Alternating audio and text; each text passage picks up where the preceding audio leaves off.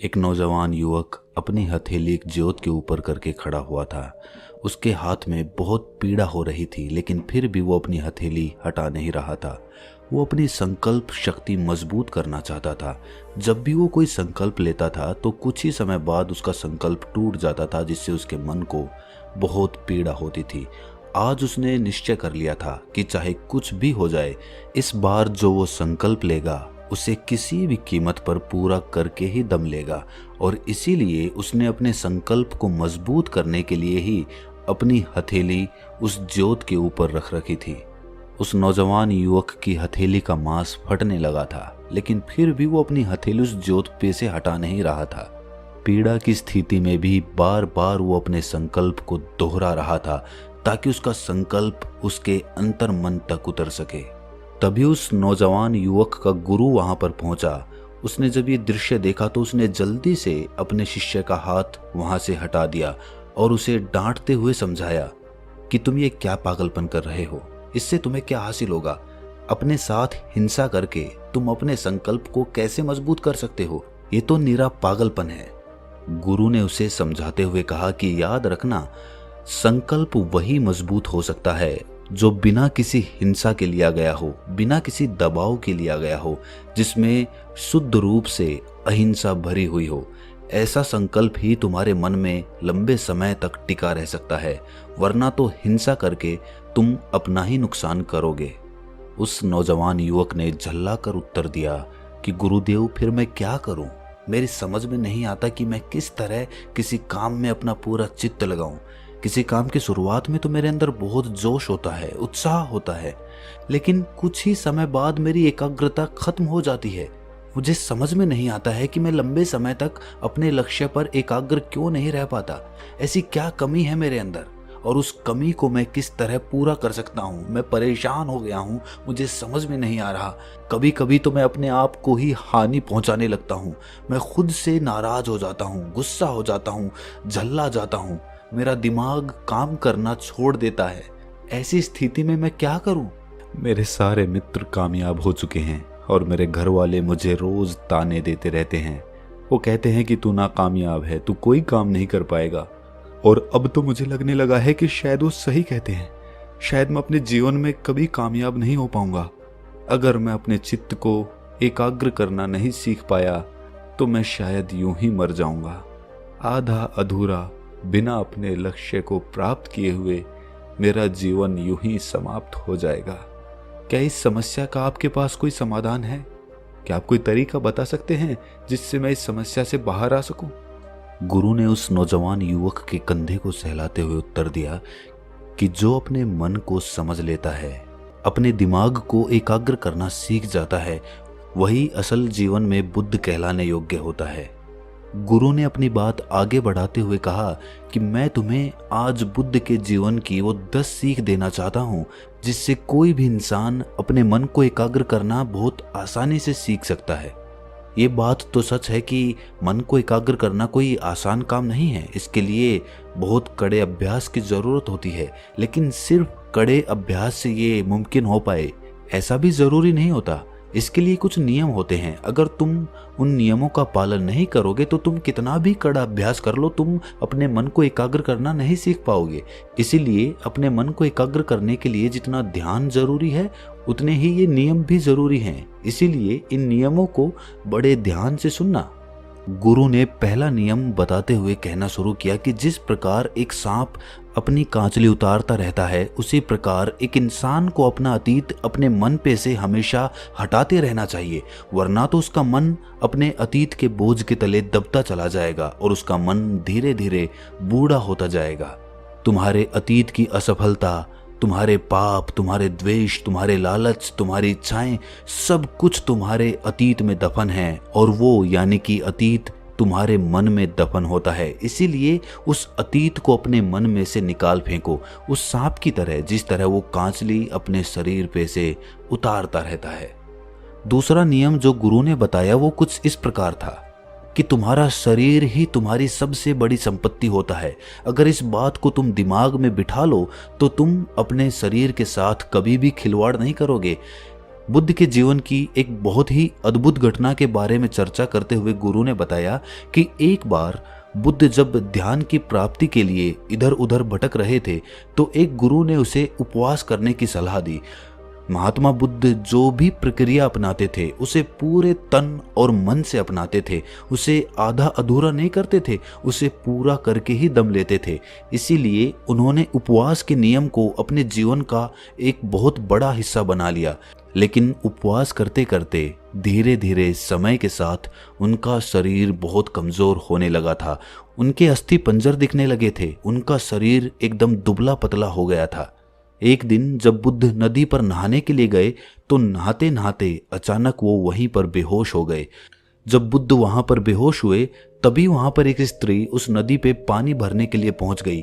जब उन्होंने बुद्ध को बेहोश होते देखा तो वो उन्हें किनारे पर लाई और उन्हें होश में लाते हुए उन्हें समझाना शुरू किया कि जब आप शुरुआत में यहाँ पर आए थे तो आपके चेहरे पर एक तेज था, एक गरिमा थी, एक राजकुमार जैसा चेहरा था आपका। लेकिन आप कौन सी तपस्या कर रहे हैं जिससे आप इतने कमजोर हो गए हैं? आपका शरीर इतना दुबला पतला हो गया है, आपके चेहरे पर कोई तेज नहीं रहा।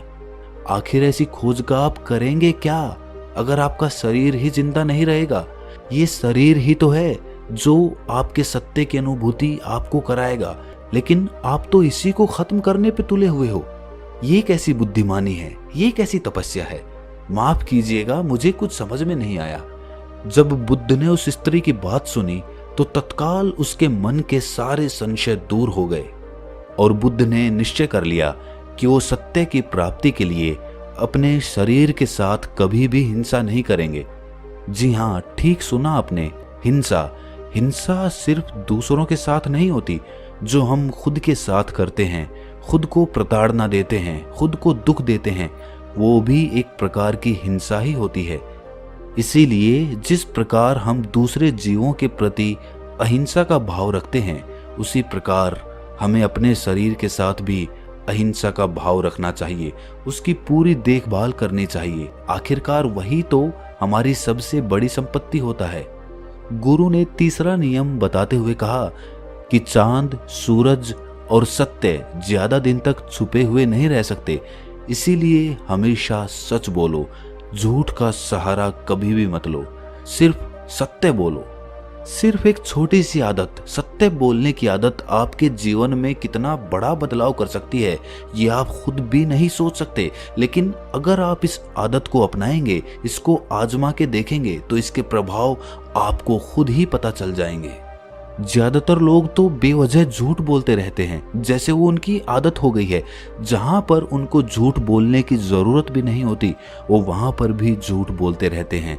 लेकिन एक बार अगर इंसान सत्य बोलने की आदत अपना ले तो इसका मतलब ये होगा कि वो खुद से भी कभी झूठ नहीं बोल पाएगा। अगर खुद से हम खुद के बारे में सत्य बोलना सीख लें तो हमें किसी के कहने से कोई फर्क नहीं पड़ेगा, क्योंकि हम खुद का सत्य खुद जानते हैं। लेकिन इंसान खुद से सत्य तो तब बोलेगा जब वो दूसरों से सत्य बोल पाएगा। इंसान तो अक्सर दूसरों के सामने भी झूठ बोलता रहता है, तो वो खुद से सच बोलने की उम्मीद कैसे रख सकता है? अगला नियम बताते हुए गुरु ने समझाया कि गधों के बराबर चलने से अच्छा है कि घोड़ा अकेला ही चले। अगर तुम्हें अपनी आध्यात्मिक उन्नति के लिए कोई साथी नहीं मिल रहा है, कोई संगत नहीं मिल रही है, तो तुम अकेले रहना सीखो। बेवकूफों की संगत में मत पड़ जाना, वरना इससे तो तुम खुद की हानि ही करवाओगे।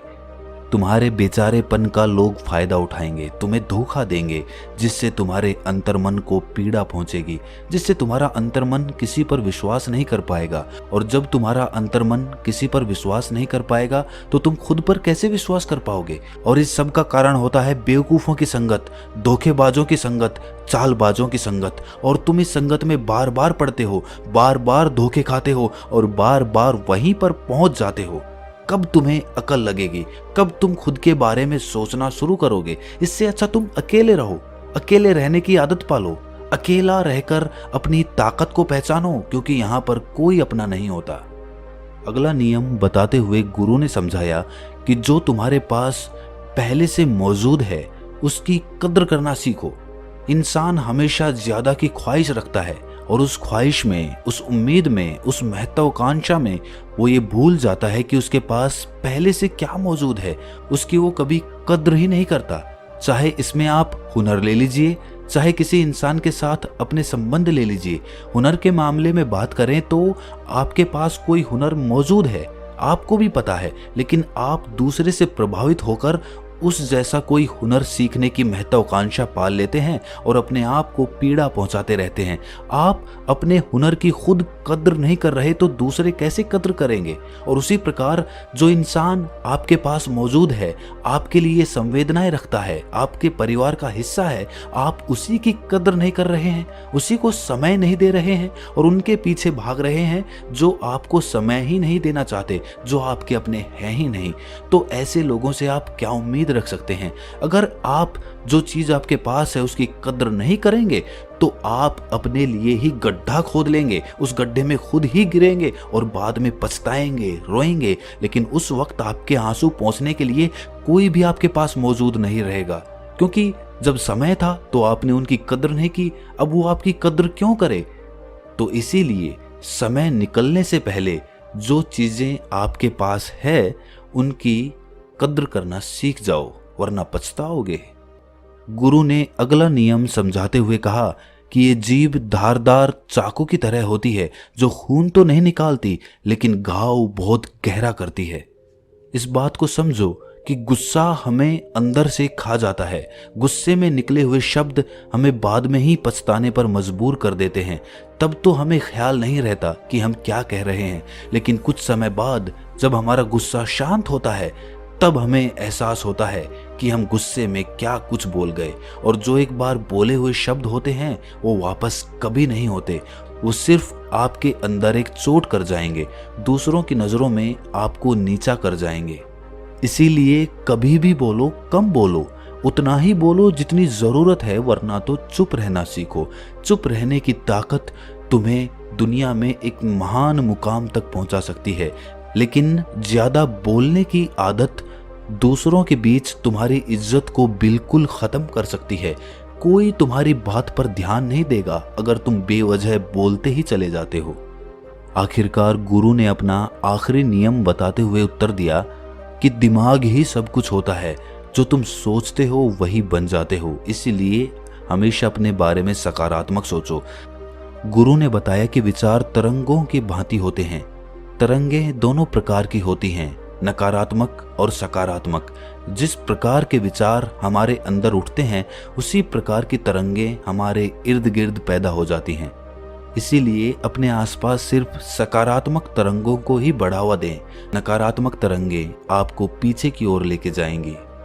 गुरु ने बताया कि हो सकता है समझाने में तुम्हें ये आदतें बहुत ज्यादा लगें, तुम्हें लगे कि कितना कठिन काम है, लेकिन ध्यान से सुनना, कोई कठिन काम नहीं है। बस चंद आदतें तुम्हारे जीवन को बदल कर रख देंगी। सबसे पहली आदत, जिस प्रकार सांप अपनी कांचली उतारता हुआ चलता है उसी प्रकार तुम अपने मन पे से अतीत को निकालते हुए चलो। दूसरी आदत, तुम्हारा शरीर ही तुम्हारी सबसे बड़ी संपत्ति होता है, इस ख्याल को समझो। तीसरी आदत, हमेशा सत्य बोलो, कैसी भी परिस्थिति हो झूठ का सहारा कभी मत लो। चौथी आदत, अगर तुम्हारे पास अच्छे लोगों की संगति नहीं है तो बेहतर है कि तुम अकेले रहो और अकेले ही अपने सफर को तय करो। पांचवी आदत, जो कुछ बोलो सोच समझकर बोलो, कम बोलो, अन्यथा चुप रहना सीखो। छठी आदत, हमेशा अहिंसा का रास्ता अपनाओ, खुद के साथ भी हिंसा करना पाप होता है। सातवीं आदत, जो कुछ हम सोचते हैं आखिरकार हम वही बन जाते हैं, इसीलिए हमेशा सकारात्मक सोचो। ये 7 आदतें तुम्हारे जीवन को पूरी तरह से बदल देंगी। एकाग्रता अपने आप बढ़ती चली जाएगी अगर तुम ध्यान के साथ ये 7 नियम अपने जीवन में पाल लेते हो। ये सब बातें समझाने के बाद उस नौजवान युवक ने अपने गुरु के पैर छुए और उन्होंने धन्यवाद करते हुए कहा कि भले ही देरी से, लेकिन कम से कम मुझे जीवन के बारे में इतनी अच्छी सीख तो मिली। आगे से ये सीख और ये आदतें मैं अपने जीवन में ज़रूर अपनाऊंगा। इसी के साथ गुरु ने उस शिष्य को आशीर्वाद दिया और वहाँ से प्रस्थान कर गए। तो दोस्तों कैसी लगी ये कहानी आपको कमेंट सेक्शन में ज़रूर बताना, और अच्छी लगी हो तो इस चैनल को सब्सक्राइब करके बेल नोटिफिकेशन को ज़रूर दबा देना। तो मिलते हैं किसी अगली कहानी में, तब तक के लिए अपना ख्याल रखें।